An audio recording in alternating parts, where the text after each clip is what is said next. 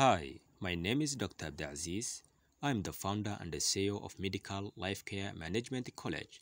In this video, I'm gonna to talk some information about intravenous cannulation. The aim of intravenous management is safe, effective delivery of treatment without discomfort or tissue damage and without compromising venous access, especially if long-term therapy is proposed.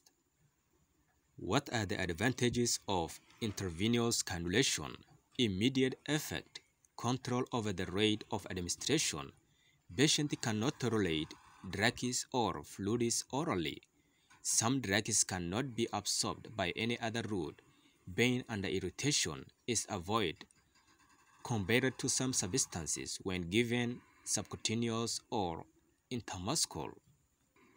Indication is fluid and electrolyte replacement, administration of medicines, administration of blood, administration of total parenteral nutrition, hydrodynamic monitoring, and blood sampling